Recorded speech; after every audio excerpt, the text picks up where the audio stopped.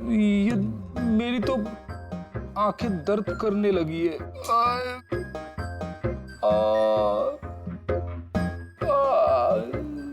अरे ये साइलेंट को आंख पे लगाना बंद करो फ्रेडी सर। 50 और लोगों के नंबर है, इन्हें ट्राई करना है। ये काम शुरू करो। ये क्या है? सौरभ, अब कैसी है तबीयत तुम्हारी? शरीर के जख्म तो आज नहीं तो कल ठीक हो जाएंगे सर, लेकिन जो मैंने उस दिन देखा वो शायद जिंदगी भर मेरे दिमाग से कभी भुला नहीं पाऊंगा। ना मैं कल पब जाता और ना ही मुझे आयशा की चीख सुनाई देती। लेकिन आयशा के पीछे पीछे तो तुम गए थे, उसने तुमसे ठीक से बात नहीं की, इसलिए। ये बात सच है सर कि मैं आयशा के पीछे गया, क्योंकि जब मैंने उसे ड्रिंक ऑफर की तो उसने मना कर दिया सर, और इनफैक्ट उसने मेरी इंसल्ट भी की। तो मुझे बहुत बुरा लगा सर, इसलिए मैं उसके पीछे गया।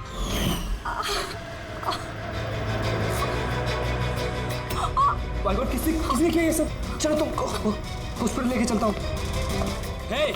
रुक।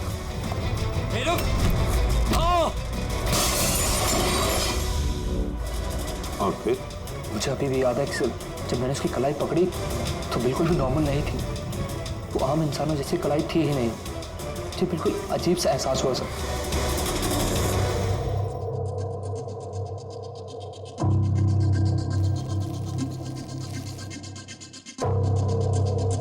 तो आप कह रहे हैं डॉक्टर साहब कि इस गन पे कुछ चिपचिपा सा लगा हुआ है? हाँ, और वो चिपचिपी चीज रबर टाइप की है, वो जैसे सेलो टेप में होता है ना, वैसा।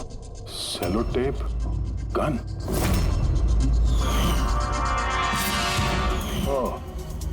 तो खूनी ने पहले से गन वहां वॉश बेसिन के नीचे छुपा के रखी थी। तो ये मर्डर एक प्लान्ड मर्डर था। हाँ, लेकिन ये गन जिससे यशवंत का खून हुआ है और ये कांच जिससे आयशा का खून हुआ है, इन दोनों पे भी कोई भी उंगलियों के निशान नहीं मिले। लेकिन भाई, इस कांच के टुकड़े पर एक खास तरीके की कुछ केमिकल लगा हुआ है, जैसे कि वो प्लास्टिक केमिकल। अब ये इस पर क्यों लगा हुआ था, इसका क्या इस्तेमाल है, ये पता लगाना भी बाकी है। लेकिन यही केमिकल इस गन पर भी लगा हुआ है, दोनों पर। डॉक्टर साहब, आप तो कह रहे थे कि इस गन पे वो सेलो टेप का गम लगा हुआ था। वो तो है ही, उसके अलावा ये भी है। इसके अलावा ये केमिकल भी है। यानी ये दोनों मर्डर, इनका आपस में कोई ना कोई कनेक्शन जरूर है। और जुबिन का और प्रीति का दोनों क्राइम सीन पे होना कोई सहयोग नहीं था। बिल्कुल, तुम बिल्कुल ठीक कह रहे हो। और तुम्हारी बात ये एक और चीज प्रूव करती है। इन दोनों की लाशों पर मुझे एक जैसे फेरोमोन्स मिले। फेरोमोन्स यानी वो केमिकल जिनसे खुशबू आती है। हाँ, यशवंत और आयशा, इन दोनों की लाशों पर एक जैसी खुशबू। इसका मतलब बात साफ है, या तो दोनों एक जैसा परफ्यूम लगाते थे या फिर दोनों का खून ही एक ही था। जनरली एक औरत लेडीज परफ्यूम लगाती है और एक आदमी जेंट्स परफ्यूम। अब ये दोनों एक ही तरह का परफ्यूम लगाए, चांस थोड़ा कम है। यानी इन दोनों का खूनी तो एक ही है। आयशा की मौत के बारे में दो बातें पता चली है। एक उसकी दोस्त तनीषा ने बताई और दूसरी सौरभ ने बताई। तनीषा ने बताया कि खूनी ने आयशा को वहां उस पब में से भाग जाने के लिए कहा। अब दुनिया में ऐसा कौन सा खूनी है जो जिस इंसान को मारने गया है उसी से कहता है कि तू यहां से भाग जा? तो फिर खून करने आया ही था क्यों? नहीं नहीं नहीं नहीं नहीं नहीं नहीं, गड़बड़ है, कुछ ना कुछ तो गड़बड़ जरूर है। और सर वो दूसरी बात कौन सी? दूसरी बात सौरभ ने बताई। सौरभ ने कहा कि खूनी की कलाई कुछ अजीब सी थी, आम इंसान की तरह नहीं थी कलाई। शायद कलाई में रिस्ट वॉच या ब्रेसलेट हो। फ्रेडी, जरा दिमाग लगा के बोलो, समझे? सर, हाँ सर, दोनों क्राइम सीन में एक नंबर कॉमन है सर। किसका क्राइम? आयशा के बॉयफ्रेंड विशाल का सर। विशाल? विशाल? ये विशाल तो कॉफी शॉप में दिखाई नहीं था।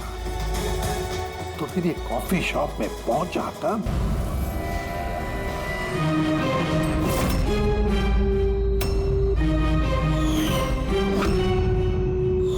रायमा जी, आप और यहाँ?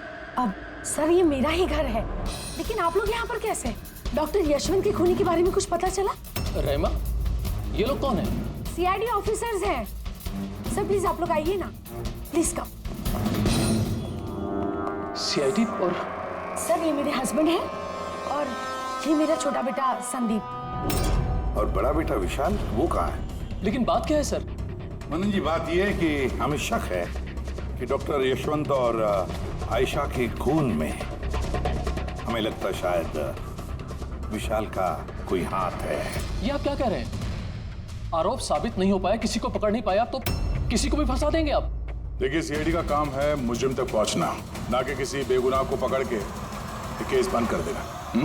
अब जरा प्लीज विशाल को बुलाइए। भैया खून नहीं कर सकते, आप प्लीज उन्हें पकड़ के लेके नहीं जाना। संदीप बेटा, हम तुम्हारे भैया को पकड़ने नहीं आए और ना हम ये कह रहे हैं कि तुम्हारे भैया ने कुछ किया है। हम तो तुम्हारे भैया से कुछ सवाल करने वाले हैं, और क्या। आप लोगों को मुझ पर शक है? एक मिनट विशाल, तुम अंदर जाओ, मैं इन सीआईडी वालों को तुम्हें परेशान नहीं करने दूंगा। देखिए, सीआईडी के काम में दखल देना भी एक जुर्म है, इसलिए प्लीज हमें अपना काम करने दीजिए। विशाल,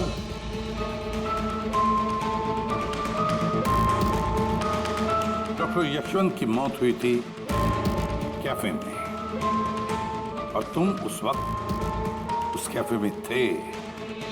क्यों, किस लिए गए थे तुम? सर, मैं तो वहाँ पर जुबैन और प्रीति से मिलने गया था। मुझे नहीं पता था कि यशवंत अंकल वहाँ पर मम्मी से मिलने आने वाले हैं। आयशा के साथ तुम्हारी अनबन चल रही थी ना? मुझे बहुत बड़ा सदमा लगा है उसकी मौत का। पता नहीं उसके बिना मेरी लाइफ अब कैसे कटेगी। मैं कुछ दिन अकेला रहना चाहता हूँ। ठीक है, जा सकते हो तुम।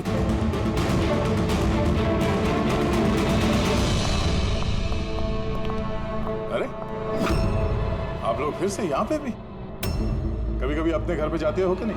हमेशा विशाल के आसपास ही नजर आते हैं। नहीं सर, ऐसी कोई बात नहीं है। एक्चुअली बहुत उदास है ना आजकल, तो हमने सोचा कि उसके साथ ही रहें। और जिगरी दोस्ती है, हाँ? जुबीन, प्रीति, विशाल, कड़ी नजर रखनी पड़ेगी इन तीनों पर।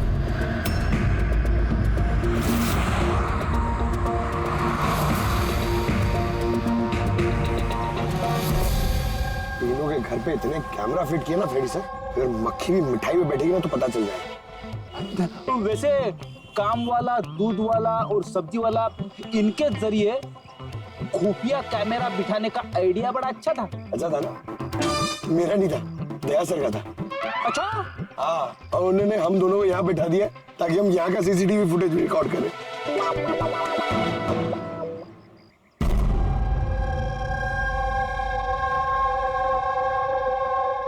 अरे बॉस, एक बहुत ही बड़ा सुराग हाथ लगा है जो इस केस की जड़ तक पहुंचा सकता है हमें। तू तो कब बताएगा? अरे बता रहा हूं ना। तो फिर बताना जल्दी यार। अरे यार, सांस तो लेने दो। तुम्हें याद है वो टूटे हुए ग्लास पर और गन पर मुझे वो प्लास्टिक केमिकल मिला था? हाँ सर, क्या है वो केमिकल? वो है ग्राफीन, जो नकली चमड़ी, आर्टिफिशियल स्किन बनाने के काम में आता है। Artificial skin? हाँ, prosthetic skin. Prosthetic skin,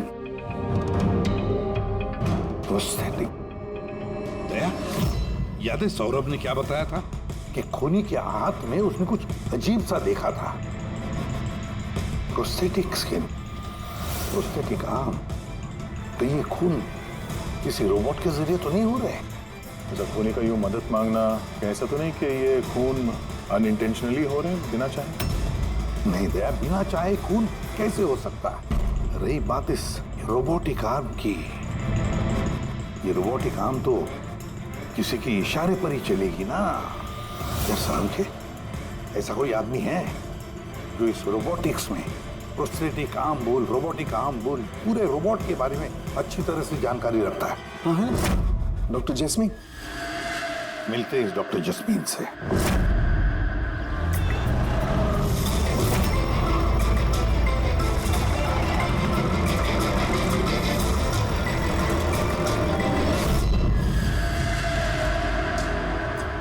doctor jasmine, हम ये जानना चाहते हैं कि अगर ये ऐसा वाला प्रोस्थेटिक हाथ लगाया हो, रोबोटिक आर्म, तो क्या वो आर्म, वो हाथ किसी दूसरे के इशारे पर काम कर सकता है?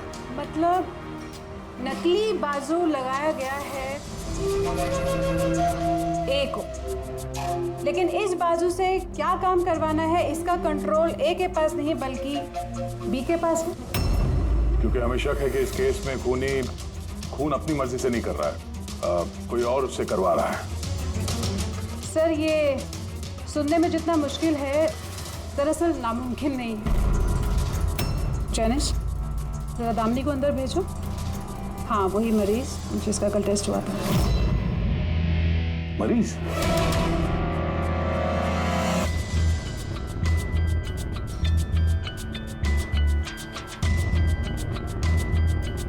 सर, दामिनी ने अपना दाहिना हाथ फैक्ट्री में काम करते हुए गंवा दिया था।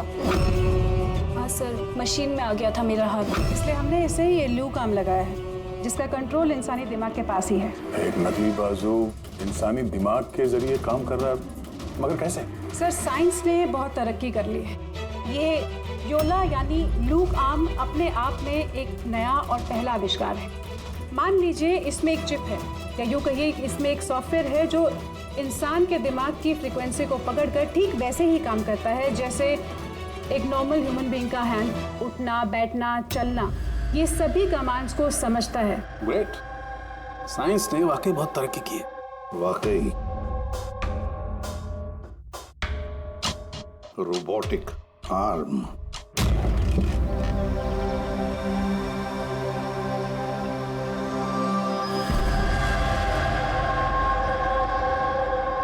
बाय। वहाँ हक कर रहा है, इधर हम दोनों गाड़ियों में बैठे हुए।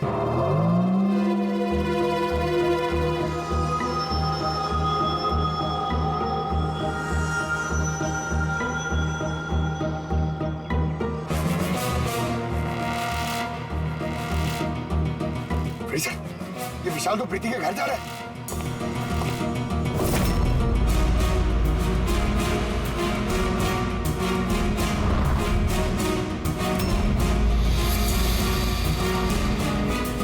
विशाल, तुम टेंशन मत लो, किसी को कुछ भी पता नहीं चलेगा।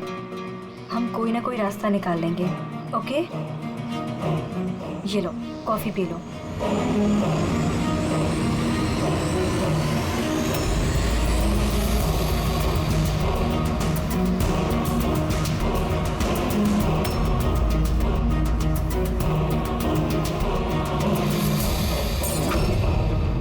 विशाल, प्रीति, आयु के प्रीति बाहर।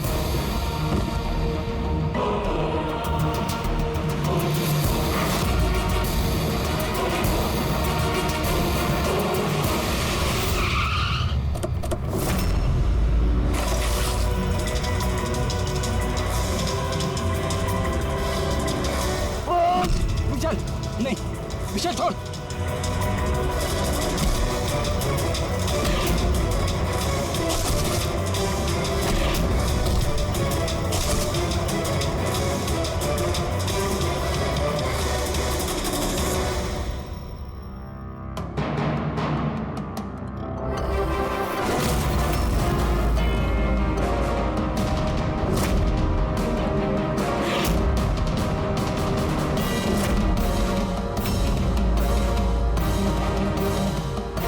मैं मानता हूँ आयशा और डॉक्टर यशवंत का खून मेरे ही हाथ से हुआ था।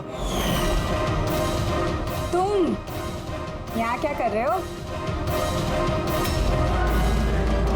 क्या हुआ? क्या हो रहा है ये? मुझे नहीं पता क्या हो रहा है मेरे हाथ को। कुछ प्रॉब्लम? क्या हो रहा है, बता क्यों नहीं रहे हो? डॉक्टर के पास लेके जाओ। ये क्या कर रहे हो?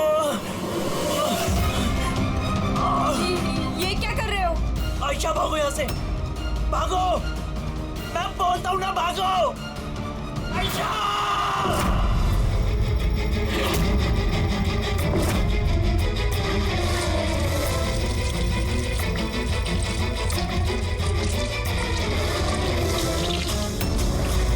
डॉक्टर निकलो यहाँ से। क्या कर रहे हो? मैं क्या करूं सर? मेरे हाथ पर कोई कंट्रोल नहीं। क्या? तुम्हारे हाथ पर कंट्रोल ही नहीं रहता? इसका क्या मतलब है? न जाने अचानक कभी कभी क्या हो जाता है। इसीलिए तुमने आयशा को वहां से भाग जाने के लिए कहा? हाँ सर, मैंने आयशा को वहां से भागने के लिए कहा था, आयशा भागो यहाँ से, भागो। और मैंने पूरी कोशिश करी थी कि मैं डॉक्टर यशवंत पर गोली ना चलाऊं। डॉक्टर यहाँ से जाओ। एक बात बताओ, क्यों गए थे तुम कैफे में? मैं वहां पर डॉक्टर यशवंत से अपना हाथ फिक्स कराने गया था और जुबीन, प्रीति मेरी मदद कर रहे थे, क्योंकि मैं अपने घर पर नहीं बता सकता था कि आयशा का मेरे हाथों से खून हुआ। मैं जानता हूं सर, मेरी बात पर यकीन करना बहुत मुश्किल है, लेकिन सच यही है, खून मैंने नहीं बल्कि मेरे हाथ ने किया है। डॉक्टर जस्मीन, ये विशाल जो कह रहा है, क्या ये सच है? मेरा मतलब है, क्या ये मुमकिन है कि एक रोबोटिक आर्म अपना ही दिमाग डेवलप करता है और फिर उसी दिमाग को लगा के कुछ भी कर सकता है? चांसेस कम है सर, मगर हाँ, अगर हाथ के अंदर लगे सॉफ्टवेयर को कोई हैक कर ले तो ऐसा हो सकता है। क्या? प्रोस्थेटिक हाथ में लगा हुआ सॉफ्टवेयर हैक किया जा सकता है? हाँ दे, हैक हो सकता है, पॉसिबल है। जब हैकर इस नकली हाथ की चिप हैक कर लेता है तो ये नकली हाथ उस आदमी के दिमाग से नहीं चलता जिसके शरीर में ये लगा है, बल्कि ये नकली हाथ चलता है हैकर के दिमाग से। मतलब किसी ने विशाल के इस रोबोटिक आर्म के सॉफ्टवेयर को हैक किया और फिर उससे खून करवाया। सर, इससे अच्छा तो मैं एक बाजू के सहारे ही अपनी जिंदगी काट लूं, जो हाथ दूसरों की जान का दुश्मन बन जाए। ऐसा हाथ मुझे नहीं चाहिए सर। विशाल, एक बात बताओ, जब तुम्हारा ये हाथ तुमसे कहता है कि वो किसी को मारना चाहता है, तब तुम क्या सोचते हो? क्या होता है तुम्हारे दिमाग में? कैसी अवस्था होती है तुम्हारी? सर, 2-3 मिनट लगते हैं। मैं पूरी कोशिश करता हूं अपने हाथ को काबू में करने की, लेकिन 2 मिनट के बाद जीत मेरे हाथ की होती है सर।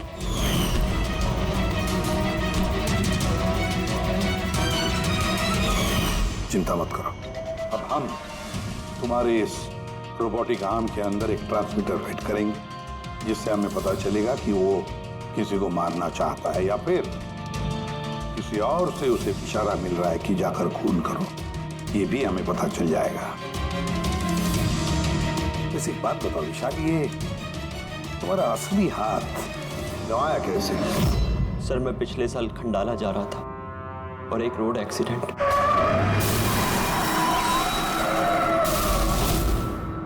बस। जिंदगी में हमें कई बार इम्तिहान देना पड़ता है। सर, मेरे इम्तिहान तो खत्म होने का नाम ही नहीं ले रहे हैं। जब नकली हाथ के साथ जिंदगी जीने की आदत डाली तो उसी नकली हाथ ने मेरी जिंदगी बर्बाद कर दी। विशाल, तुमसे वादा करता हूं कि ना तुम्हें एक हाथ के साथ जिंदगी गुजारनी पड़ेगी और ना ही वो असली मुजरिम आजाद घूम पाएगा।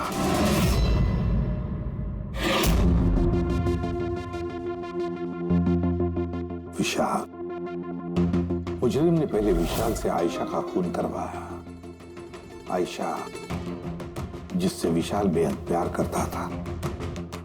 फिर खून करवाया डॉक्टर यशवंत का, जो विशाल की मदद करते थे। और फिर जान लेनी चाहिए प्रीति की, जो विशाल की दोस्त थी। सारे के सारे विशाल के शुभचिंतक, सारे के सारे विशाल के आसपास वाले, सब के सब विशाल के करीबी। तो फिर ये मुजरिम कौन हो सकता है? कौन हो सकता है ये मुजरिम?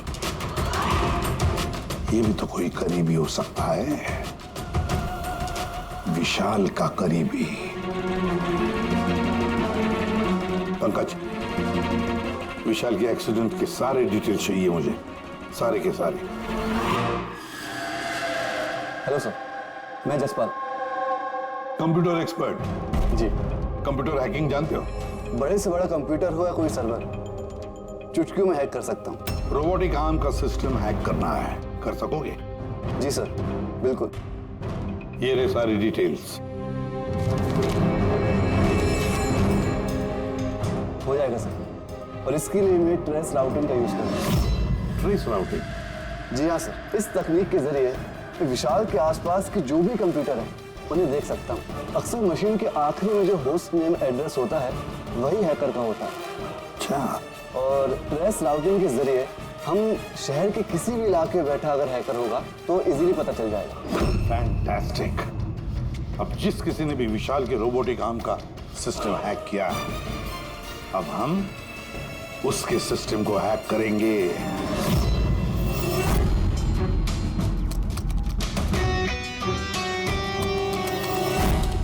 ये देखिए सर, इस वक्त विशाल के आसपास ये सारे कंप्यूटर चालू हैं और इन्हीं में से एक कंप्यूटर है उस हैकर का। बस एक बार पता चल जाए वो कंप्यूटर कौन सा है, फिर हमारा काम आसान हो जाएगा। जसपाल जल्दी करो, हमारे पास वक्त बहुत कम है। विशाल ने आज मुझे घर पे क्यों बुलाया है? अंकल आंटी भी नहीं है और पता नहीं क्या बात है।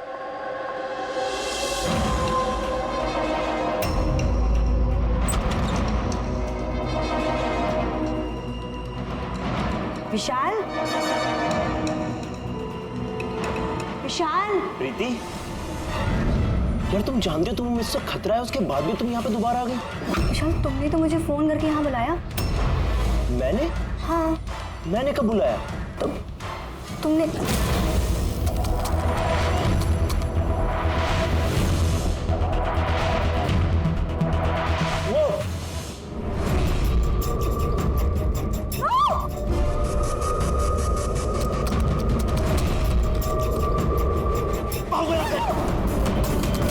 विशाल, विशाल प्लीज भागो यहाँ से। Vishal please, Vishal, Vishal please.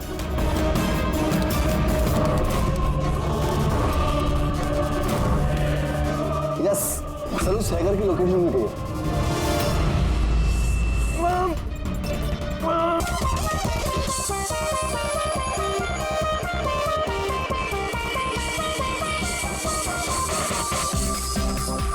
Guys, thank you so much इतनी अच्छी पार्टी के लिए। लोग ठीक कहते हैं, अपना देश अपना होता है और अपने दोस्त अपने। वो तो है। और अपनी गर्लफ्रेंड अपनी। I love you so much. I love you to.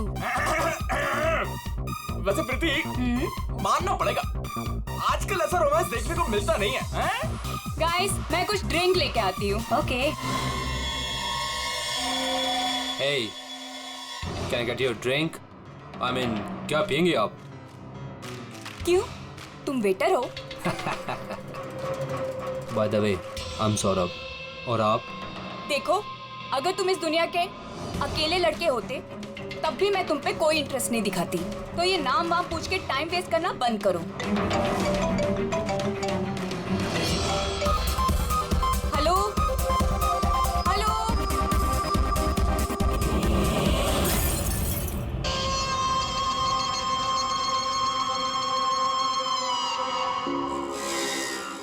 Hello, hello, Tanisha, जोर से बोल, कुछ सुनाई नहीं दे रहा है।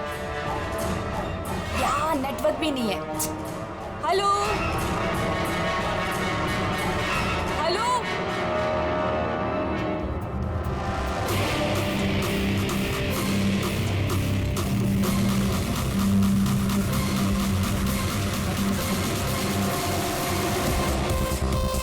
Can you hear me? Tanisha, network कैसे चला गया?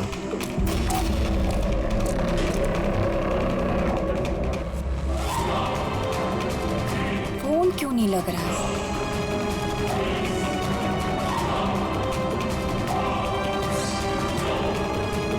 हेलो आयशा, आयशा तुम्हें मेरी आवाज आ रही है?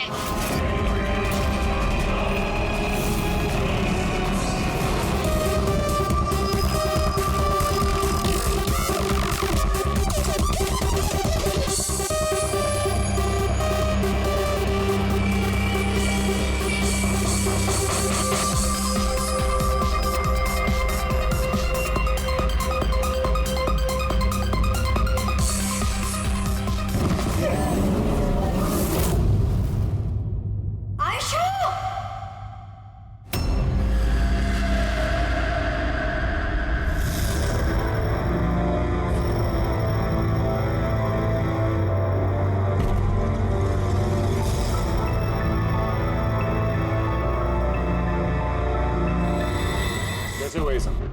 हाँ? पता नहीं सर ये सब कैसे हुआ। एक कॉल अटेंड करने के लिए बाहर गई और जब वापस आई तो ये सब। तुम्हारे अलावा और कौन कौन दोस्त है आयशा के यहाँ पे?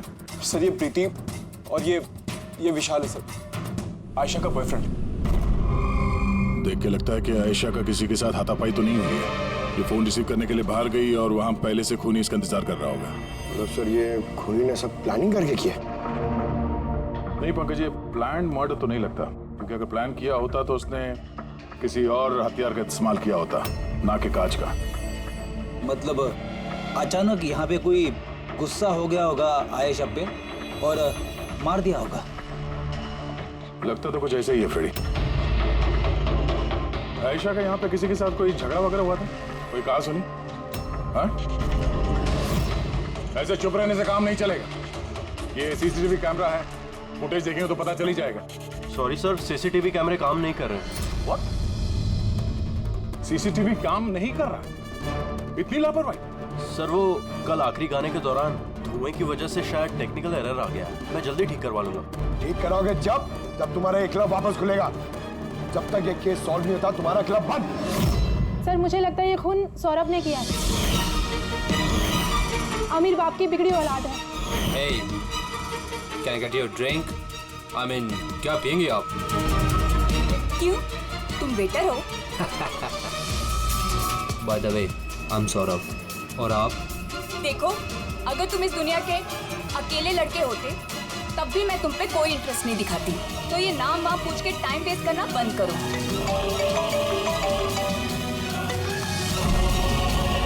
और जब आयशा ने उसे टेढ़ा जवाब दिया तो वो गुस्से में उसके पीछे पीछे बाहर तक गया था। सौरभ का?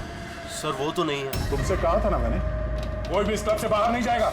सर जाने नहीं दिया, शायद वो जुर्म करने के बाद ही चला गया, आयशा के अंदर आने से पहले।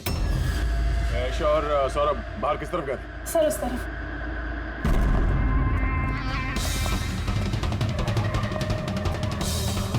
सर खून का निशान।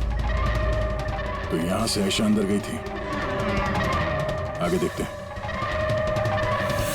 सर ये यहाँ भी खून के धब्बे हैं सर। पंकज, नो नो, इतना सारा खून और ये कांच के टुकड़े। लगता है आयशा पे हमला यही हुआ है। Sir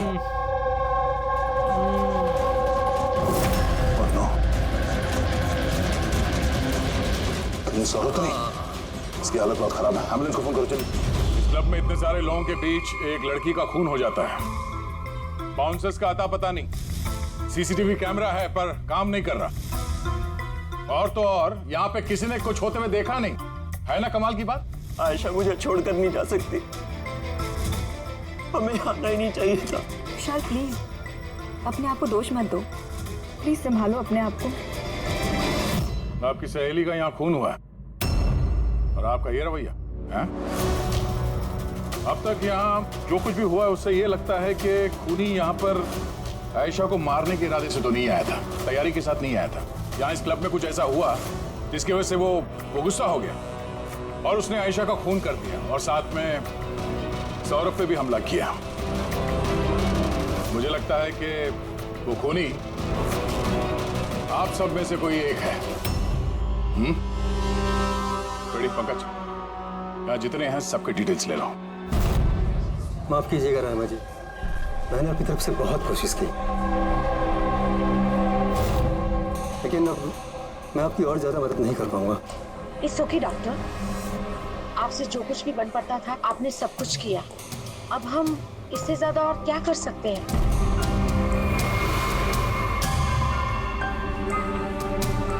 What happened, doctor? आप ठीक है ना? Yeah, I'm fine. Uneasy feel हो रहा है। Excuse me. कहाँ जा रहे हैं आप? मैं जरा वॉशरूम होकर आता हूँ।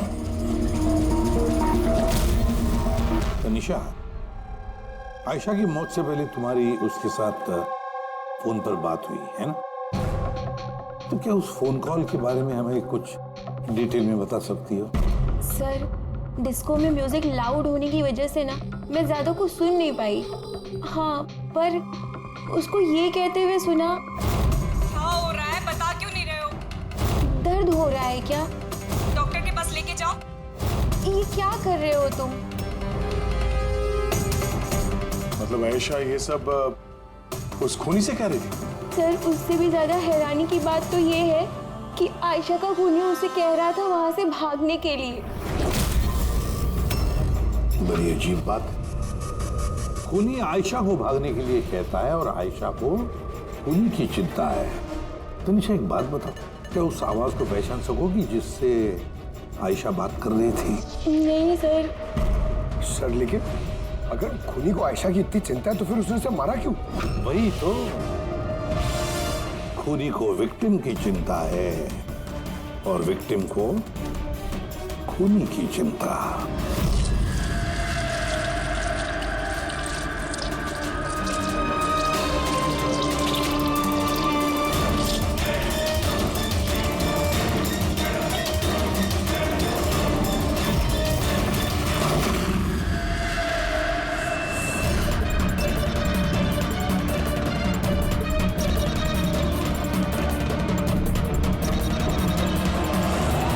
गन?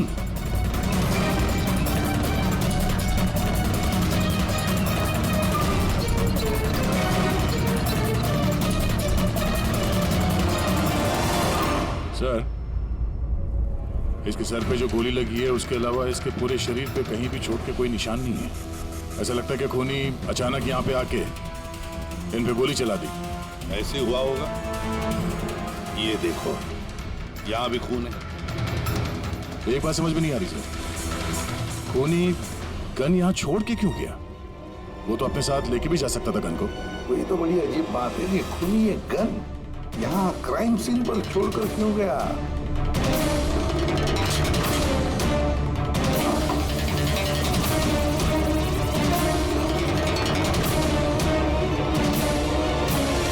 सर, ये देखिए, नीचे यहाँ पे ये टेप चिपका हुआ था। वॉश बेसिन के नीचे टेप? लगता है यहाँ टेप से कुछ चिपकाया था जो अभी यहाँ नहीं है। शायद इस केस से रिलेटेड कुछ हो। जरूर देखते हैं। रहमा जी, डॉक्टर यशवंत आपके डॉक्टर थे? जी हाँ। आप लोग यहीं पे बैठे थे इसी टेबल पर? जी हाँ, वो दरअसल मेरी बीमारी के सिलसिले में मुझे यहाँ पर मिलने के लिए आए थे। बहुत ही अच्छे और नेक दिल इंसान थे। आज जब आप उनसे बात कर रही थी तो आपको लगा कि किसी बात को लेकर वो परेशान थे? परेशान तो नहीं, लेकिन हाँ, अचानक उनकी तबीयत खराब हो गई थी मेरे सामने और वो एक्सक्यूज मी बोल के वॉशरूम के लिए चले गए। मैं तो सोच भी नहीं सकती थी कि ऐसा कुछ हो जाएगा। सर, ये कॉफी शॉप के मैनेजर है। यहाँ के भी सीसीटीवी कैमरे काम नहीं कर रहे। सर, 2 घंटे पहले तक तो काम कर रहे थे, पर अचानक कोई टेक्निकल प्रॉब्लम हो गई, इसलिए इंजीनियर को बुलाया हमने।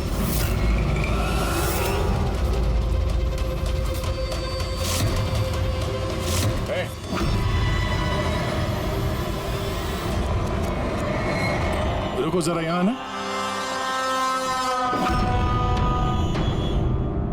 हेलो सर, कैसे हो आप? मेरा हालचाल छोड़ो, आप तो सुनाओ, तुम दोनों यहाँ क्या कर रहे हो? वो ऐसे ही टहलने आए थे। कॉफी शॉप में टहलने आए थे? कल रात तुम्हारी सहेली का खून हो गया, तुम्हारा दूसरा दोस्त रो रो के उसका बुरा हाल है, तो तुम दोनों यहाँ कॉफी शॉप में टहलने आए। तो यहाँ पर भी एक खून हो गया। ये कैसा संयोग है? सच में संजोगी है सर, क्योंकि हम तो जानते भी नहीं कि डॉक्टर यशवंत है कौन। हेलो, ले आओ उसे ब्यूरो में।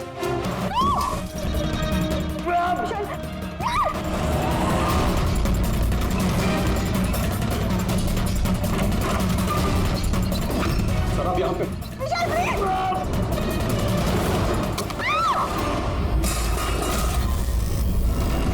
बहुत हो गई हैकिंग।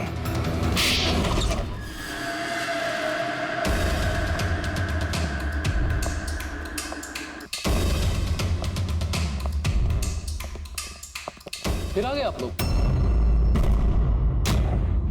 अब ये मत कहिएगा कि आप विशाल को पकड़ने के लिए आए। जी नहीं, हम विशाल को पकड़ने नहीं आए, खूनी को पकड़ने के लिए, जो इस वक्त यहाँ पर मौजूद है। नहीं, और यहाँ पर क्या कह रहे हैं आप? अब अपना झूठा इल्जाम आप किसके ऊपर लगाने आए हैं? मनन जी, पिछले साल एक गाड़ी का एक्सीडेंट हुआ था कंडाला में। 3 लोग थे उस गाड़ी में। 22 साल का लड़का विशाल, 15 साल का बच्चा संदीप और 9 साल की छोटी बच्ची सोनिया। गाड़ी विशाल चला रहा था। कार का एक्सीडेंट बहुत बुरा था। बच्ची सोनिया की जगह पे मौत हो गई और संदीप पैरालाइज हो गया। ये अभी चल नहीं सकता। ये सब आपको कैसे पता चला अंकल? इस एक्सीडेंट में सबसे कम चोट लगी विशाल को। हालांकि जो चोट लगी वो कम नहीं, विशाल को अपना हाथ गंवाना पड़ा। वैसे विशाल आपका सौतेला बेटा है ना? सर विशाल मेरे लिए सके से भी बढ़कर है। सर आई रिक्वेस्ट यू, आप विशाल के लिए सौतेला शब्द यूज मत कीजिए सर। आई एम सॉरी मनन जी। काश सभी माता पिता आप जैसा विचार करते हैं। काश रहमा जी ऐसा विचार करती है ना रहमा जी? वैसे आपके मन में बहुत गुस्सा है ना विशाल के लिए, क्योंकि विशाल की वजह से आपको अपनी सगी बेटी गंवानी पड़ी और आपका सगा बेटा जिंदगी भर चल फिर नहीं सकता। आप क्या कहना चाहते हैं? हम क्या कहना चाहते हैं वो अभी पता चल जाएगा। पंकज,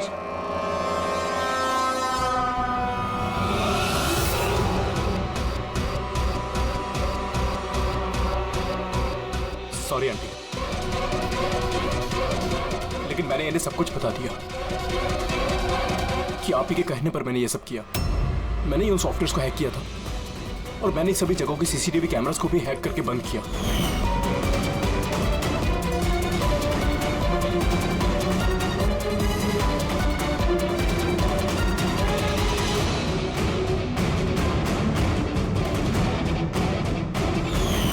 विशाल से बदला लेने के लिए पहले उसकी गर्लफ्रेंड को मारा, उसके बाद उस डॉक्टर को जो विशाल की मदद कर सकता था, उसके बाद प्रीति पर हमला। ये सब करने के लिए मुझे आंटी ने ढेर सारे पैसे दिए थे। सुबीन, तुम इतना गिर जाओगे मैंने कभी नहीं सोचा था। चलिए, सच्चाई अब आप सबके सामने आ ही गई है, तो मैं आप सबको ये भी बता दूं कि मैं तुम्हें मारने के बाद खुद मनन को भी मारने वाली थी, क्योंकि जिस तरह से मेरे अपनों ने चोट खाई है, मैं भी चाहती थी कि विशाल भी उसी दर्द से गुजरे, उसे भी उतनी ही तकलीफ हो। वो एक्सीडेंट था, एक गलती। गलती? तुम्हारी एक गलती की वजह से मेरी पूरी जिंदगी में अंधेरा छा गया। तुमने लापरवाही से गाड़ी चलाई और सजा किसको मिली? मुझे और मेरे बच्चों को। मम्मी, मैंने हमेशा तुम्हें मां नहीं भगवान समझा। अगर ये सब करके तुम्हें सुकून मिल रहा था तो मुझसे एक बार कहा तो होता, मैं अपनी जान दे देता। मुझे तुम्हारी जान नहीं चाहिए थी, मैं तो तुम्हें जीते जी दुख भरी जिंदगी देना चाहती थी। और आप सब मुझे दोष नहीं दे सकते, क्योंकि मैंने जो कुछ भी किया वो मैंने ममता के लिए किया। रहमा जी, मां इतना हल्का शब्द नहीं जो किसी औरत को मुजरिम बना दे। अरे मां तो वो होती है जो सिर्फ अपने ही नहीं, दूसरों के बच्चों को ममता, प्यार और स्नेह से देखती है। विशाल भले तुम्हारा सगा बेटा नहीं था, लेकिन बेटा तो था ना, वो तुम्हारे परिवार का हिस्सा था। वो कोई मां अपने बेटे से बदला कैसा ले सकती है? हाँ? वो भी इस तरह का बदला। 2 लोगों को जाने गंवाई पड़ी। नहीं रायमा जी, बहुत गलत किया तुमने, बहुत गलत। कानून तुम्हें कभी माफ नहीं करेगा, कभी माफ नहीं करेगा। कड़ी से कड़ी सजा होगी तुम्हें।